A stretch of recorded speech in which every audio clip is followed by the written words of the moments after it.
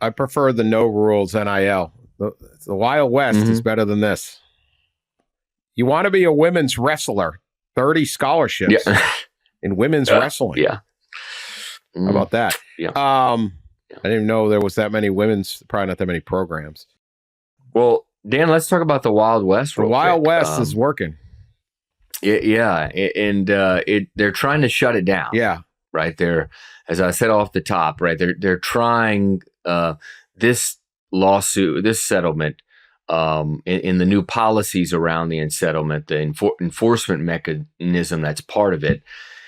One of its big goals is to cut out booster-led collectives and the kind of, quote, phony deals that college leaders say that boosters are striking with their athletes. And the way they're doing that is requiring every NIL deal to be turned over to a clearinghouse and to vetted based on the standards of fair market value.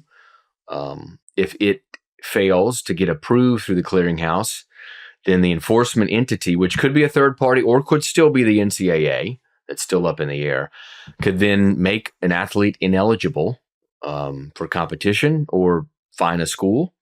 And then if they appeal, there's an arbitration process. It's a neutral arbitrator who will be involved and rule on this in quicker fashion than the NCAA infractions system, Dan. According to the settlement, they have 45 days, the arbitrator to rule on this. And this is going to be a key thing that you'll see a lot of collectives, right? And maybe some boosters even speak out about, because I'll give you the scenario. If you are Dan Wetzel and you're a freshman football player at Alabama, and you sign a deal with a local pizza joint whose owner happens to be a booster of Alabama, and you have to turn that, before you take any money, you have to send that deal to the clearinghouse to get cleared, and it gets shot back because you're getting paid more than a fair market value for a 19, 20-year-old in Tuscaloosa, Alabama to market a pizza joint. That is going to be really interesting. Does that booster then turn around and, of course, sue? Or the player? Probably. Does the player sue? The interest in controlling other people's money is just, it's like the control factor that drives these things. This is going to be extremely hard to police. Clearing houses, and I'm going to determine what a fair market value is. Like, is it a fair market value to have football coaches fly around on private jets? Did anyone think that should have been like? Nobody has to do this except, because they're so upset that there's this secret boogeyman out there. But then they're going to codify 20 more scholarships to the Alabama and Ohio State and think this is going to work. But at least it's on paper. It's their control. The NIL payments are not hurting anybody. I've read your summary of it. It's an excellent story. There's a bunch of excellent stories by Ross on this thing. It's just like, yeah, good luck. There's a special master. It's just like, you're just setting up this very difficult bureaucracy to try to do, when it's basically like, we're scared that someone's slipping some extra money to this thing. With they should be shooting for competitive balance. Well, and here's what I wonder what's going to happen. Also, Dan, is you're going to have potentially the old school way of cheating.